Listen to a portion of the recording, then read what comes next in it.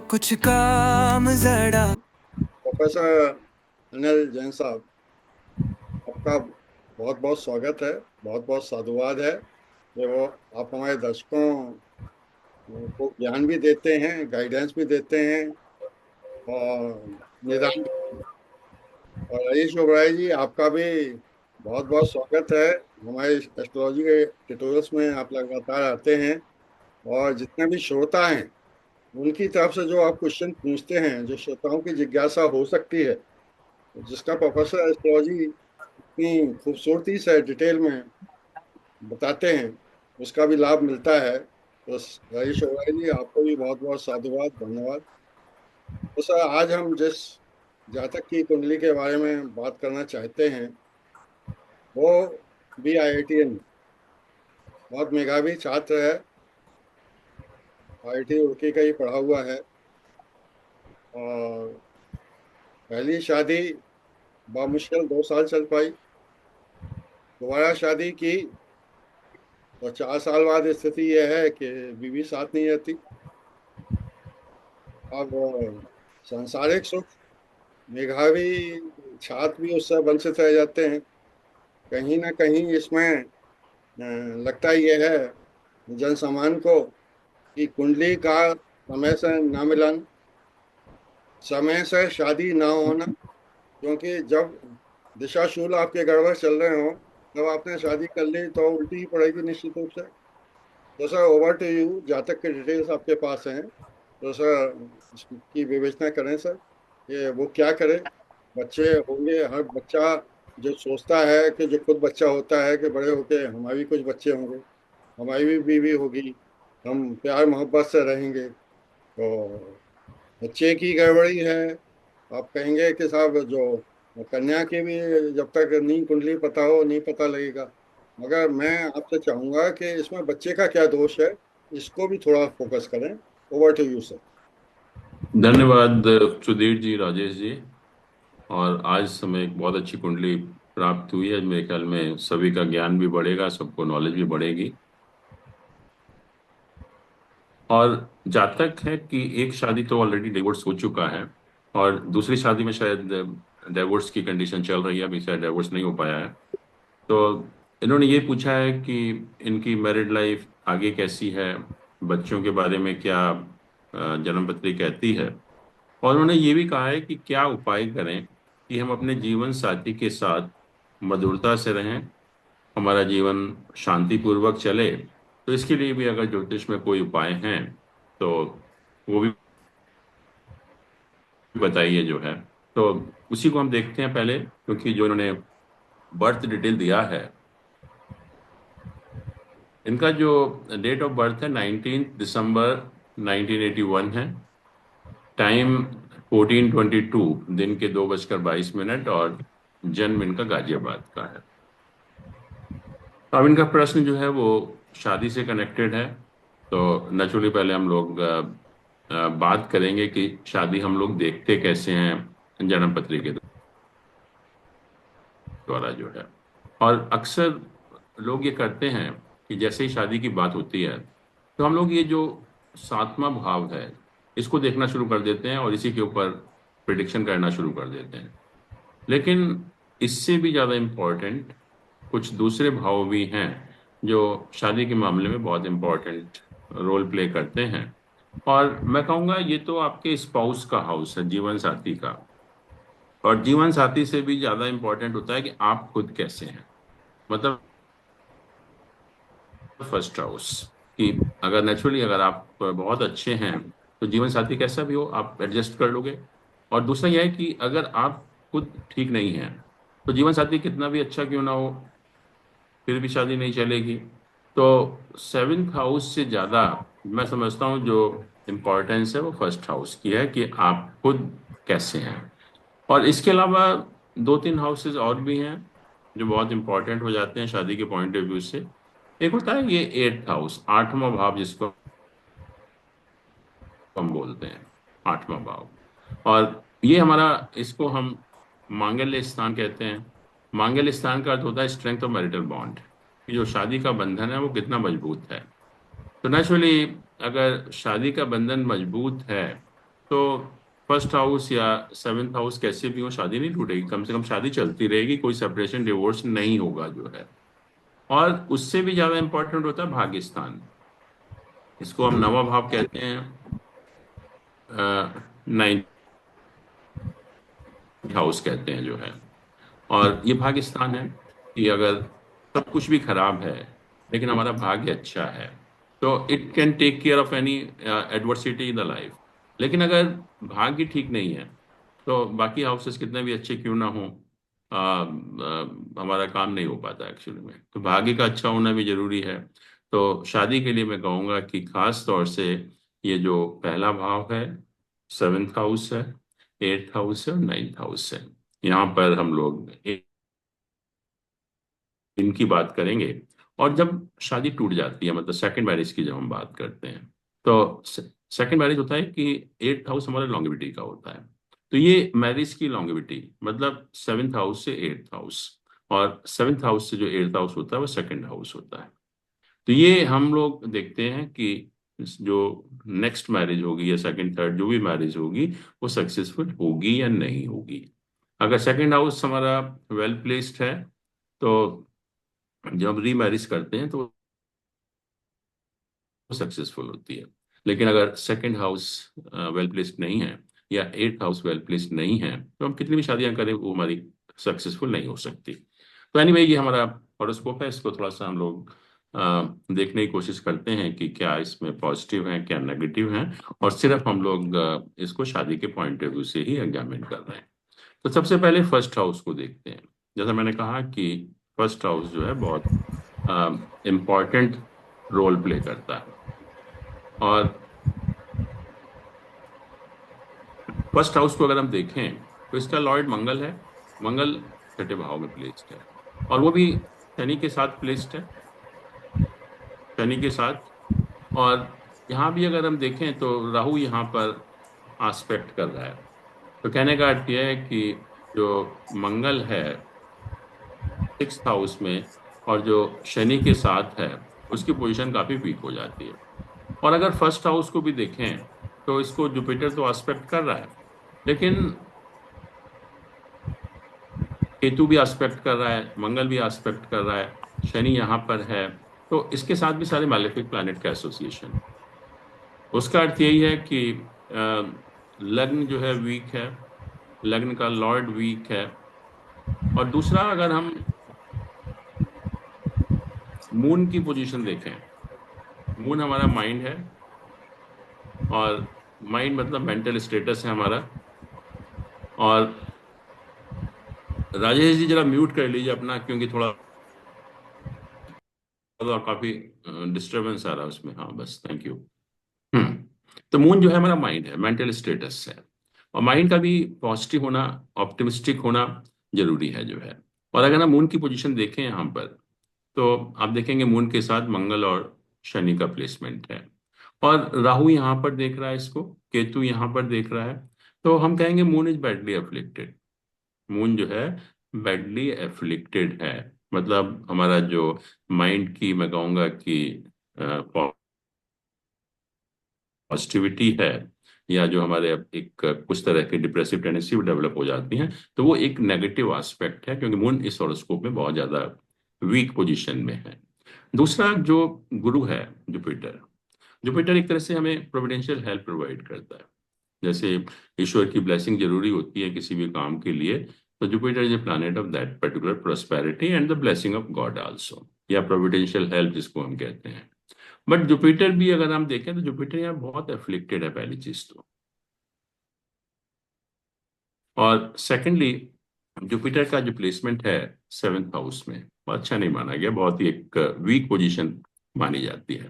वो इसलिए मानी जाती है कि गुरु है, और गुरु से हम लोग we don't expect any material thing from गुरु। वी हैव ओनली से कि गुरु जी आप आशीर्वाद आपका बनाए रखिए हमारे ऊपर जो है, क्योंकि गुरु is not concern with the material aspect of life. और गुरु को अगर आप भोग स्थान में बैठा दें तो naturally the Guru feels most uncomfortable in that position. तो हमें ईश्वर का भी साथ नहीं मिलता, या ईश्वर की ब्लेसिंग भी नहीं मिलती, डिवाइन हेल्प भी नहीं मिलती हमें जो है, क्योंकि जुपिटर यहाँ पर ऑलरेडी एक तो 7th हाउस में प्लेस्ड है, जो उसकी एक बहुत वीक पोजीशन है, और दूसरा बुरी तरह से अफ्लिक्टेड भी है। और यहाँ भी अगर हम देखें तो जुपिटर राहु के नक्षत्र में है, राहु के नक्षत्र में है। तो इसको हम गुरु चांडाल योग भी कहते हैं, कि जब गुरु राहु के नक्षत्र में होता है या राहु या केतु के साथ में होता है, तो उसको हम गुरु चांडाल योग भी कहते हैं। तो इसका मतलब जो गुरु है वो पूरी तरह से मैं कहूँगा वीक हो जाता है, या ईश्वर की हमें कोई मदद नहीं मिलती, भाग्य हमारा कोई साथ नहीं देता। और इसकी जो पोजीशन है 7th हाउस में, वैसे भी जो है वो अच्छी नहीं मानी गई। दूसरा, अगर मैंने कहा कि 7th हाउस जो कि हमारे शादी का हाउस है, इसको भी अगर हम देखें तो it is also afflicted with Mangal Shani, तो यहाँ पर है ही है, और राहु इसको देख रहा है एक्चुअली में, तो ये भी अफ्लिक्टेड है। और अगर हम 8th हाउस को देखें यहाँ पर, और 8th हाउस हमारा स्ट्रेंथ ऑफ मैरिटल बॉन्ड है, जो मंगल स्थान जिसको हम कहते हैं, कि अगर 8th हाउस हमारा वेल प्लेस्ड है या बेनिफिक प्लैनेट के साथ एसोसिएटेड है, तो शादी नहीं टूटती, मतलब शादी चलती रहती है, भले कितनी भी प्रॉब्लम क्यों ना हो। लेकिन जब 8th हाउस ही अफ्लिक्टेड हो जाता है, तो फिर शादी चलने की कोई पॉसिबिलिटी नहीं रहती। पर यहाँ पर अगर हम 8th हाउस को देखें, तो इसका लॉर्ड मंगल है पहले तो, वो हमने ऑलरेडी देख लिया कि शनि के साथ है, सारे मैलेफिक के साथ एसोसिएटेड है। और यहाँ भी अगर इस 8th हाउस को देखें, यहाँ तो कोई प्लैनेट प्लेस नहीं है, लेकिन शनि देख रहा है उसको, राहु यहाँ पर देख रहा है 7th हाउस को, मंगल 9th हाउस को देख रहा है, और 9th हाउस में भी सन और केतु है। तो इसका अर्थ ये हुआ कि 8th house is afflicted with all malefic planets. कोई भी ऐसा अशुभ ग्रह नहीं है जो 8th हाउस के साथ एसोसिएटेड ना हो। तो इसका अर्थ क्या है कि बाकी हॉरोस्कोप कितना भी अच्छा हो आपका, फर्स्ट हाउस कैसा भी हो, 7th हाउस कैसा भी हो, बाकी प्लैनेट कैसे भी हो, लेकिन कुछ सर्कमस्टांसेस हमारी लाइफ में ऐसी बन जाती है कि शादी चलने की पॉसिबिलिटी बहुत कम हो जाती है। आप किसी से भी शादी करेंगे, शादी चलने की पॉसिबिलिटी बहुत कम हो जाती है, क्योंकि 8th हाउस यहाँ पर बहुत एक वीक हाउस है। और 9th हाउस को भी देखिए, ये 9th हाउस में मरकरी है, सन केतु है, और मंगल इसको देख रहा है, और शनि यहाँ पर देख रहा है इस 8th हाउस को। तो 9th हाउस भी बैडली अफ्लिक्टेड है। जैसे मैंने कहा ना, तो जुपिटर का साथ मिल रहा है ना भाग्यस्थान का हमें कोई साथ मिल रहा है यहाँ पर जो है। और दूसरा, ये मरकरी को भी अगर हम देखें, क्योंकि मरकरी हमारे नर्वस सिस्टम को रिप्रेजेंट करता है, मरकरी जो है, और मरकरी इज बैडली अफ्लिक्टेड, और मरकरी भी यहाँ पर केतु के नक्षत्र में है, तो उसकी पोजीशन भी अच्छी नहीं है। तो खास तौर से अगर हम देखें इस हॉरोस्कोप में, तो लग्न बहुत ज्यादा अफ्लिक्टेड है, मून की पोजीशन बहुत ज्यादा अफ्लिक्टेड है, 7th हाउस अफ्लिक्टेड है, 8th हाउस अफ्लिक्टेड है, 9th हाउस अफ्लिक्टेड है। और जो मेन रीजन क्या है कि मून बैडली अफ्लिक्टेड है और मरकरी बैडली अफ्लिक्टेड है। इससे क्या होता है कि जब ये दोनों मून और मरकरी बहुत ज्यादा अफ्लिक्टेड होते हैं, तो हमारी जो पॉजिटिविटी होनी चाहिए वो खत्म हो जाती है। एक तरह से हम बहुत ही पैसिमिस्टिक बन जाते हैं, निराशावादी बन जाते हैं, और हमारे अंदर एक डिप्रेसिव टेंडेंसी भी डेवलप हो जाती है। तो हॉरोस्कोप देखकर यही लग रहा है कि यही जो है वो मेन कारण है प्रॉब्लम का, क्योंकि इनका जो मून और मरकरी है उसकी पोजीशन बहुत वीक है, जिसके कारण ये एडजस्ट नहीं कर पाते हैं। क्योंकि एक तो मैंने कहा कि एक डिप्रेसिव टेंडेंसी डेवलप हो जाती है, नेगेटिविटी आ जाती है हमारे अंदर, और एक पेसिमिज्म हमारे अंदर बहुत ज़्यादा आ जाता है जो है। तो कुछ पॉजिटिव पॉइंट है, क्योंकि जैसे आपने कहा कि हाईली एजुकेटेड है, क्योंकि बहुत सारे एक 5th हाउस का लॉर्ड 9th हाउस में है, जिसको हम ज्ञान योग कहते हैं। Person is very knowledgeable person actually. और 9th हाउस का लॉर्ड 7th हाउस में है, ये भी एक पावरफुल योग बनाता है। तो ये योग भी जो है बहुत अच्छा है। इसमें जो है ये दो राजयोग, मैं कहूंगा कि राजयोग हैं। और जुपिटर को जैसे मैंने कहा कि 7th हाउस में वीक है, यहाँ पर एफ्लिक्टेड है। और शादी के लिए हम जो डिविजनल चार्ट देखते हैं उसको हम D9 या नवांश चार्ट कहते हैं। कि नवांश चार्ट में भी हम देखते हैं कि नवांश चार्ट में क्या पोजीशन है प्लानिट की। तो अगर हम नवांश चार्ट को देखें यहाँ पर, तो पहली चीज तो यह है कि जो जुपिटर है वो नीच का है, डेबिलिटेटेड है। तो और ज्यादा जुपिटर की पोजीशन खराब हो जाती है। लग्न का लॉर्ड जो लग्न चार्ट में मंगल है, मंगल को देखिए आप 8th हाउस में चला गया, और शनि उसको देख रहा है, राहु यहाँ पर देख रहा है, केतु यहाँ पर देख रहा है। तो यहाँ भी जो मंगल है वो बैडली अफ्लिक्टेड है। और इस समय जो दशा ऑपरेट हो रही है वो जुपिटर और राहु की दशा है। और जुपिटर राहु आप देखें तो इस नवांश चार्ट में उनकी जो पोजीशन है वो 6-8 पोजीशन है, मतलब बहुत अच्छी पोजीशन नहीं है उसकी जो है। और इनकी जो जुपिटर राहु की दशा चलेगी वो 1 दिसंबर 2027 तक चलेगी, और उसके बाद शनि की दशा शुरू होगी। और शनि, जैसे मैंने कहा कि शनि हमारे सारे जो मैरिज से कनेक्टेड हाउसेस हैं उनको एफ्लेक्ट कर रहा है। 7th हाउस को भी कर रहा है, 8th हाउस को भी कर रहा है, 9th हाउस को भी कर रहा है। तो शादी के मामले में जो मैं कहूँ जो भविष्य है वो बहुत अच्छा नहीं है। या मैं कहूँ कि शादी जल्दी हो जाएगी या बहुत पॉजिटिव कुछ होगा, वो उसकी संभावना बहुत कम हो जाती है। और जैसा मैंने कहा कि जहाँ तक सेकंड मैरिज का सवाल है, वो हम लोग 7th हाउस से जो 8th हाउस होता है, मतलब सेकंड हाउस, इसको हम देखते हैं, इससे हम देखते हैं कि सेकंड मैरिज हमारी होगी या नहीं होगी, या सक्सेसफुल होगी या नहीं होगी जो है। तो इसको भी अगर हम देखें सेकंड हाउस को, आप ये देख रहे हैं कि मंगल लग्न को देख रहा है, शनि यहाँ पर देख रहा है, राहु यहाँ पर ऑलरेडी है, केतु लग्न को देख रहा है। तो ये जो सेकंड हाउस है ये भी बैडली अफ्लिक्टेड है। सेकंड हाउस की जो पोजीशन है वो भी एक बहुत ज्यादा अफ्लिक्टेड है, और दशा फेवरेबल नहीं है। और जुपिटर के बाद जो दशा आएगी वो शनि की भी आएगी, और शनि की दशा भी जो है बहुत फेवरेबल नहीं है यहाँ पर शादी के पॉइंट ऑफ व्यू से जो है। और इन सबको देखते हुए आ, हम इसी निष्कर्ष पर पहुंचेंगे कि इनको शादी का सुख नहीं है, नहीं है। मतलब पहली चीज तो यह है कि मान लीजिए सेकंड मैरिज में जो भी होता है डाइवोर्स वगैरह, तो थर्ड मैरिज की पॉसिबिलिटी बहुत कम है, या मैं कहूंगा ना के बराबर है। क्योंकि शादी का सुख जो है इस हॉरोस्कोप में ना तो नवांश चार्ट से इंडिकेट होता है, ना 7th हाउस से, ना 8th हाउस से, ना 9th हाउस से। और इवन अगर हम वीनस को भी देखें, वीनस शादी का कारक होता है मेल के अंदर जो है। ये वीनस एक तो मून के नक्षत्र में है यहाँ पर, ये देखिए। और मून हमने कहा ऑलरेडी अफ्लिक्टेड है बहुत ज्यादा सारे मैलेफिक प्लैनेट से। और इवन अगर हम नवांश चार्ट देखेंगे, ये वीनस यहाँ पर है, इधर मंगल है, इधर सन है, और केतु उसको देख रहा है, और सैटर्न यहाँ देख रहा है। तो Venus is badly afflicted in the Navamsa chart. तो नवांश चार्ट से भी कोई ऐसी पॉसिबिलिटी नजर नहीं आती कि भविष्य में शादी के सुख की संभावना जिससे हम बढ़ जाए। तो इन सब को देखते हुए हम इसी निष्कर्ष पर पहुंच सकते हैं कि शायद शादी का सुख नहीं है इस जातक की लाइफ में जो है। और कितनी भी हम शादी करें, शादी चलने की संभावना जो है वो ऑलमोस्ट नील हो जाती है। और सेकंड में कह रहे हैं कि डाइवोर्स चल रहा है ऑलरेडी जो है, या कोई प्रोसीडिंग चल रही है, या जो भी है। तो उसमें क्योंकि अभी जो मई के एंड में 29 मई को जुपिटर चेंज हो रहा है, जुपिटर जो है ये जेमिनी साइन में आ रहा है।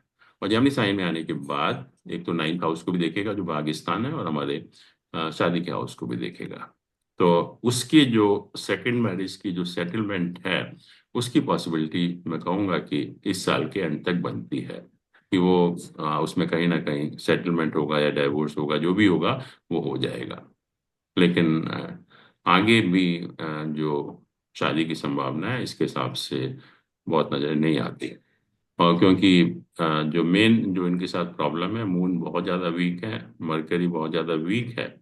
और इन्होंने ये भी कहा है कि हमें कोई उपाय बताइए कि भविष्य में अगर शादी वगैरह हो तो हम जीवन साथी के साथ मधुरता से रहें, हमारा जीवन शांतिपूर्वक चले। तो अगर हम उपायों की बात करें, क्योंकि इनको अपनी पॉजिटिविटी थोड़ा सा बढ़ानी पड़ेगी, जो डिप्रेसिव टेंडेंसी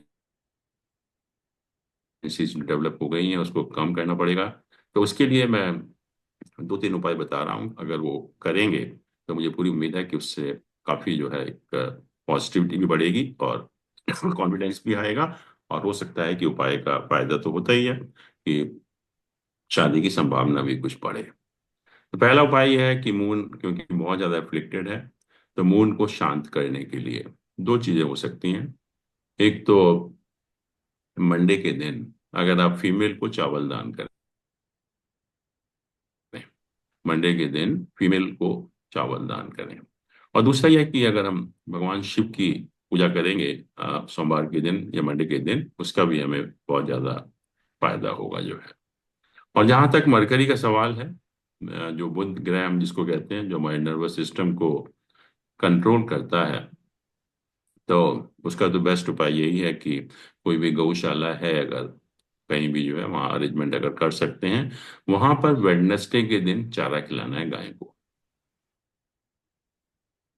वो that is the best remedy for mercury, कि बुधवार के दिन अगर हम लोग गाय को चारा खिलाएं तो बहुत अच्छी रेमेडी होती है, उससे बुध भी जो है मजबूत होता है। और एक हम लोग राइट हैंड की मिडिल फिंगर में एक छल्ला होता है आयरन का, जिसको हम कहते हैं कि घोड़े की नाल का हो या बोट की कील का हो, वो मार्केट में मिल जाते हैं। तो वो एक लोहे का छल्ला अगर मिडिल फिंगर में पहन लेंगे तो उसका भी काफी फायदा होगा जो है। तो ये उपाय करें तो उससे फिर देखा जाएगा कि क्या बेटरमेंट होता है, क्योंकि कभी कभी उपाय काफी फायदा भी करते हैं। और मुझे लग रहा है कि उपाय करेंगे तो इनका डेफिनेटली कुछ ना कुछ अच्छा होगा जो है। तो ये पोजीशन है जहां तक हॉरोस्कोप का सवाल है। Thank you very much professor हाँ। साहब। एक दो क्वेश्चन है हमारे। एक तो थर्ड मैरिज सर कैसे देखते हैं? थर्ड मैरिज का कोई देखने का कोई तरीका है या नहीं है? देखिए, जो भी हम फर्स्ट के बाद देखते हैं वो सेकंड हाउस से ही देखेंगे, क्योंकि this is the longevity of marriage. और लॉन्गेविटी मतलब एक टूटने के बाद दूसरा होना या तीसरा होना। All marriages will be seen by second house only. तो आप देखिए कि जिनका भी अगर रीमैरिज सफल होती है, तो अगर सेकंड हाउस अगर ठीक है तो फिर थर्ड की जरूरत नहीं पड़ेगी, सेकंड मैरिज आपकी ठीक हो जाएगी जो है। लेकिन जब सेकंड हाउस अफ्लिक्टेड होता है तो फिर आप कितनी भी शादियां करिए वो सक्सेसफुल नहीं होती एक्चुअली।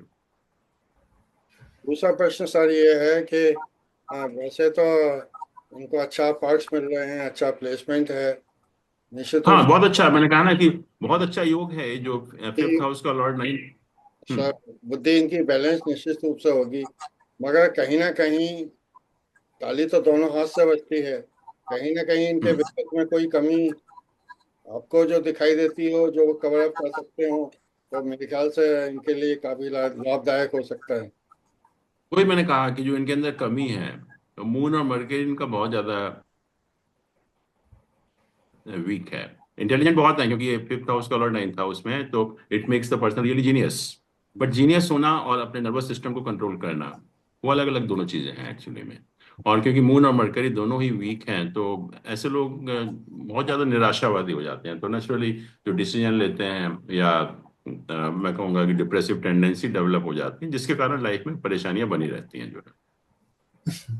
तो सर मैं ये जानना चाहता हूँ, ऐसे जातक जो हैं उनको ये क्यों नहीं समझ में आता कि भाई 50% बीवी की ना मान के 80-90% मान लो, तुम्हारी शादी चल निकलेगी। इसके बारे में आप क्या सोच सकते हैं सर? देखिए, यही यही हॉरोस्कोप मैचिंग का फायदा है। हॉरोस्कोप मैचिंग हम क्यों करते हैं? हॉरोस्कोप मैचिंग इसलिए किया जाता है कि दोनों के बैलेंस करने के लिए। अगर एक का हॉरोस्कोप बहुत खराब है तो दूसरे का हॉरोस्कोप अच्छा होना चाहिए।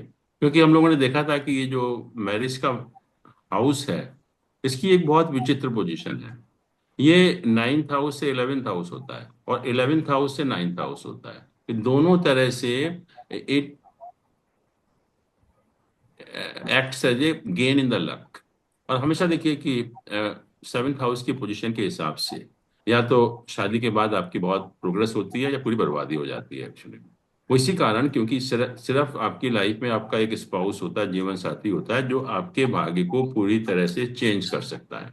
तो इसलिए नेचुरली अगर हमारा हॉरोस्कोप ठीक नहीं है तो हम ऐसा पार्टनर सेलेक्ट करें कम से कम जो बहुत पॉजिटिव हो, जिसका हॉरोस्कोप बहुत पॉजिटिव हो। तो हॉरोस्कोप मैचिंग वही है, गुण मिलान नहीं है कि गए और गुण मिल